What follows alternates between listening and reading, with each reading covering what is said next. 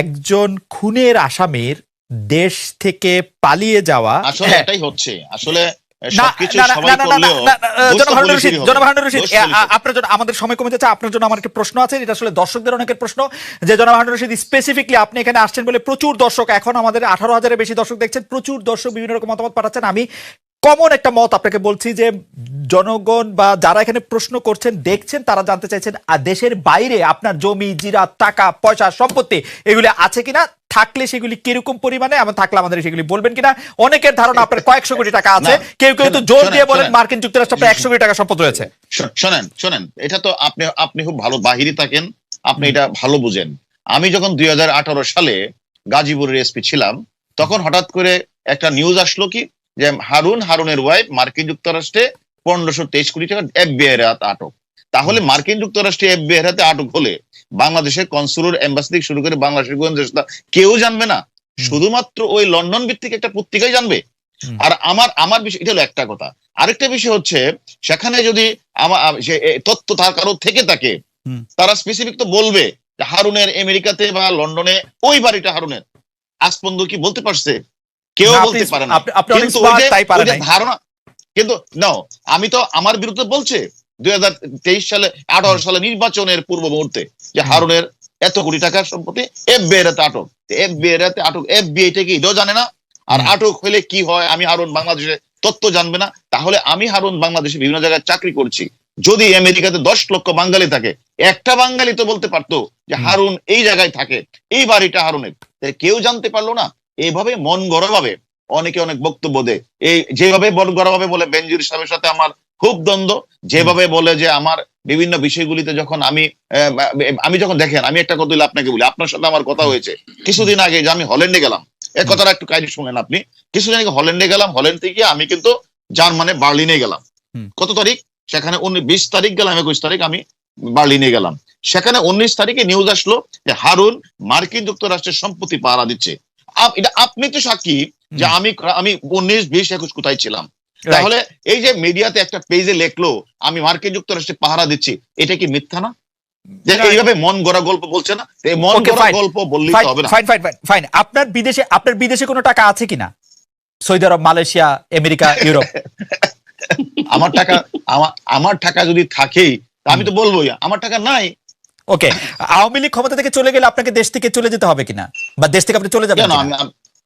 আমি বাংলাদেশের একজন পুলিশ কর্মকর্তা, আমি যোগ্যতার ভিত্তিতে বিশেষ পরীক্ষা দিয়ে পুলিশে এসেছি।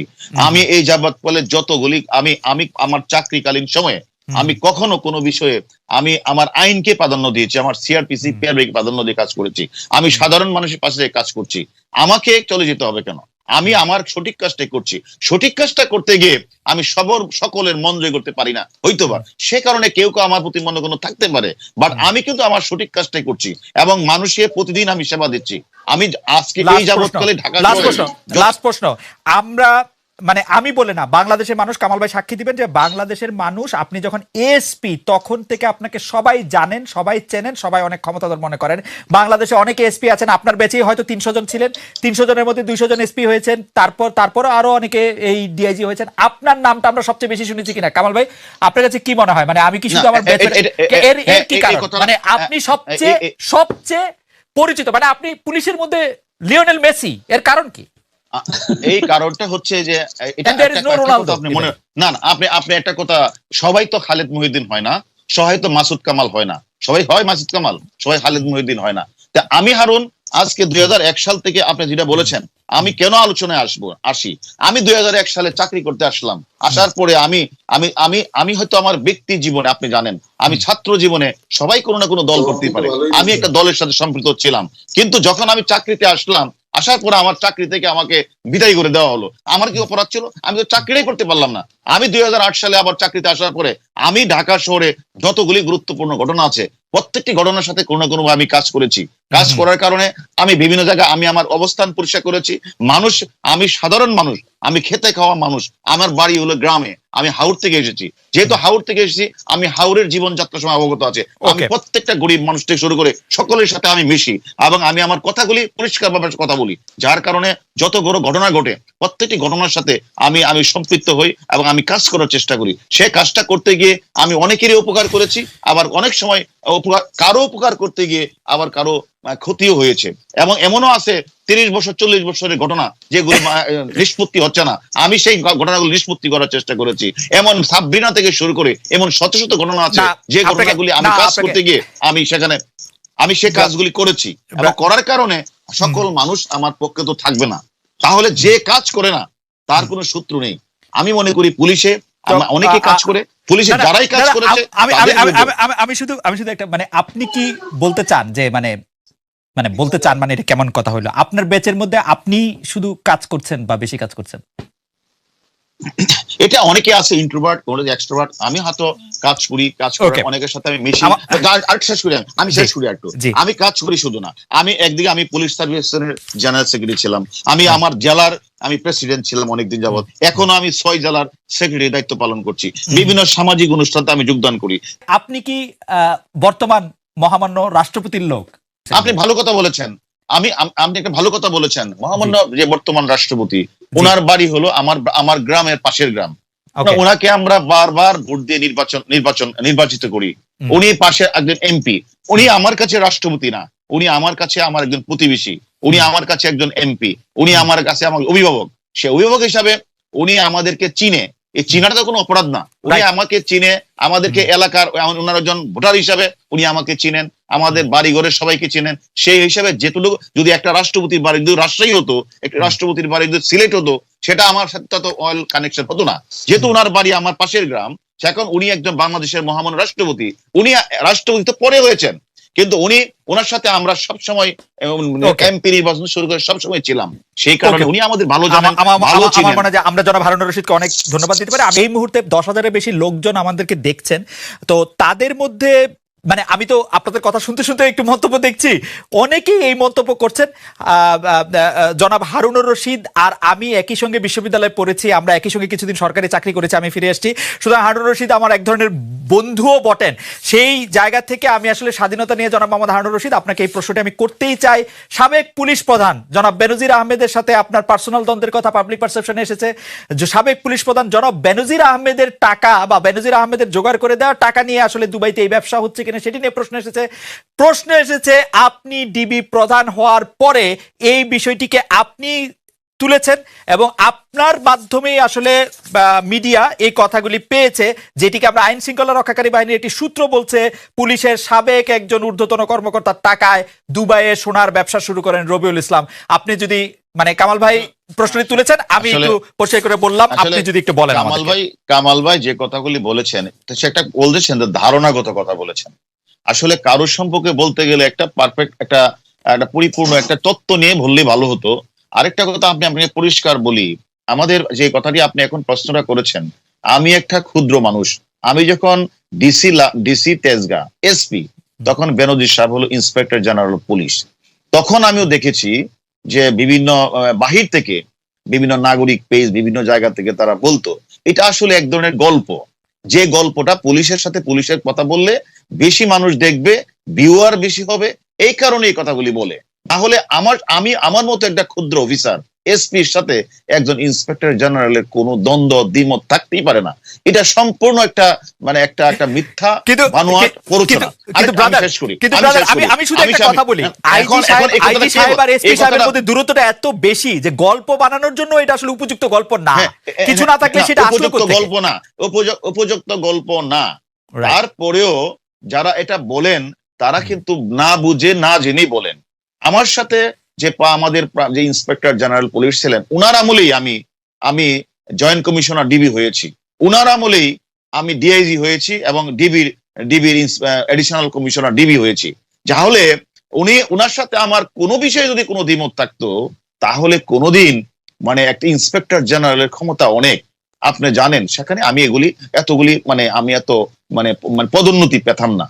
আসলে ছোট্ট করে একটু বলতে পারি, এমন কি হতে পারে ব্রাদার যে আপনি আসলে ইন্সপেক্টর জেনারেল অফ পুলিশের চেয়েও আরো অনেক বড় লোকের না এই ধরনের ক্ষমতা আমি ইউজ করি না বলেই আমি এখন সারা বাংলাদেশে যে আমি কাজ করি, আমার কাছে একদম ক্ষেতের কৃষক থেকে মজুর থেকে শুরু করে সবাই আমার কাছে আসে। আমি সকলের সাথেই কথা বলি, এবং আপনি যেখানেই যাবেন ঢাকা শহরে, আমি আমাদের যদি স্বরাষ্ট্রমন্ত্রী মহোদয়ের সাথে কথা বলেন, যেখানেই বলেন সেখানে মানুষ বলে এবং আমার এই কাজটা ডিবিকে দেন, হারুনকে দেন, অর্থাৎ আমরা একটা আস্থার জায়গায় পরিণত হয়েছে ডিবি, আমরা সেই কারণে আমরা কাজগুলি করি। এই ঘটনা পত্রপত্রিকায় জানাজানি হওয়ার পর আপনাকে উদ্ধৃত করে পত্রপত্রিকায় লেখা হয়েছে সাকিব আল হাসান জানা সত্ত্বেও দুবাইতে গিয়েছেন, বা আপনারা সাকিব আল হাসানকে জানানোর পরও তিনি দুবাইতে গিয়েছেন। আপনারা সাকিব আল হাসানকে কিভাবে জানিয়েছেন যে এইখানে যায়েন না? এটা মানে এটা কিরকম আমাদের যদি আমরা বিভিন্ন সূত্রের মাধ্যমে তাকে জানিয়েছি, সে বিষয়টা জেনেছেন। পাশাপাশি আপনি বলেছেন 3 দিন যাবত সারা বাংলাদেশের ফেসবুক, টুইটার থেকে শুরু করে ইউটিউব থেকে শুরু করে তুলপাড়, তোলপাড় হোক। আমি জানতে চাইছি যে আপনি এখানে বলেছেন, আপনাকে আমি উদ্ধৃত করছি, তারা সেখানে হাজির হয়েছেন এবং জানার পরও মানে আমরা তাদেরকে অবগত করার পর, আপনি সাকিব আল হাসানকে উদ্দেশ্য করে বলেছেন আমরা তাদেরকে অবগত করার পরও তারা দুবাই গিয়ে আরব খানে আপনারা কি জানিয়েছেন? মানে তাকে জানিয়েছেন কিনা? আমরা তাদেরকে বিভিন্ন সোর্সের মাধ্যমে জানিয়েছি এবং তারা অবগত হয়েছে। অবগত হওয়ার পরেও জনহারুন রশিদ আপনি সরাসরি জানান না কেন? না, আমি তাকে কিভাবে জানাবো? আমি তার প্রিয় লোকজনের মাধ্যমে তাকে জানিয়েছি। কেন? মানে সরাসরি এটাই তো আমরা মানে আপনার অফিস, আপনার অফিসকে সরাসরি জানান না, মানে আপনি তো বহু লোকজন। আমরা তো একটা আপনি যে কথাটা বলছেন, সে দুবাই যাবে, সেখানে সে এড দিচ্ছে, আমি তার সোর্সের মাধ্যমে তাকে জানিয়েছি, তারপরও সে গিয়েছে। আমি সেটাতে বলছি যে সে যে গিয়েছে সেটাকে আমরা এক ধরনের নৈতিকতার বলে আমরা তাকে একটা অপরাধ মনে করছি, যে সেখানে একটা হারবারিং একটা আমাদের প্যানাল করে একটা বিষয় আছে, যে আসলে কেউ একজন কাউকে টাকা দিয়ে সহায়তা করে, কেউ তাকে আশ্রয় প্রশ্রয় দিয়ে সহায়তা করে, কেউ তাকে নৈতিকতা দিয়ে প্রশ্রয় দিয়ে থাকে। আমরা ওই নৈতিকতার প্রশ্রয় দেওয়াটাকে কি ঘিরেই আমরা তাকে বিভিন্ন মাধ্যমে জানানোর চেষ্টা করি। পুলিশ কি এখন মোরাল পুলিশ? হ্যাঁ, আমি তো মনে করি বাংলাদেশ পুলিশ এখন অনেক নৈতিকতা পুলিশের দিকে যাচ্ছে। আপনি পিআরবির কোন জায়গা থেকে আপনি নৈতিকতা মানুষকে, আপনি যেমন আপনি জানেন, শুনে আমি আপনাকে বলি, আমাদের প্যানাল কোডের একটি সুস্পষ্ট ধারা আছে, হারবারিং মানে আশ্রয় প্রশ্রয় দেওয়া একটা ধারা আছে সেখানে। এটাকে আমরা মনে করি যে এটা এক ধরনের হারবারিং। সে একটা লোক, আপনি বাংলাদেশ থেকে শুধু পুলিশ অফিসার না, সে একটা বাংলাদেশের নাগরিককে সে মানে হত্যা করেছে। হত্যা করে সে বাংলাদেশকে ত্যাগ করে সে আরেকটি দেশের পাসপোর্ট নিয়ে সে ইন্ডিয়াতে দুবাইয়ে চলে গিয়েছে। সে দুবাইয়ে গিয়ে সে এত বড় একটা স্বর্ণের ব্যবসা সে উদ্বোধন করতে যাচ্ছে। সেখানে আমাদের বাংলাদেশের লক্ষ লক্ষ মানুষের অত্যন্ত প্রিয় লোক হলো সাকিব আল হাসান। সাকিব আল হাসানকে বাংলাদেশের অনেক ম্যাক্সিমাম লোকই পছন্দ করে, তার সে ক্রিকেটার, তার মতো লোককে আমরা গর্ববোধ করি।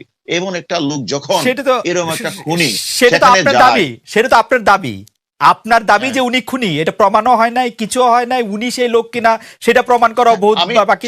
যার নামে বাংলাদেশে 12 থেকে 14টি ওয়ারেন্ট আছে অবৈধ অস্ত্র মামলা, যার নামে চার্জশিট দেওয়া হয়েছে, সে একজন পুলিশ অফিসার না, সে বাংলাদেশের এক নাগরিককে সে হত্যা করেছে।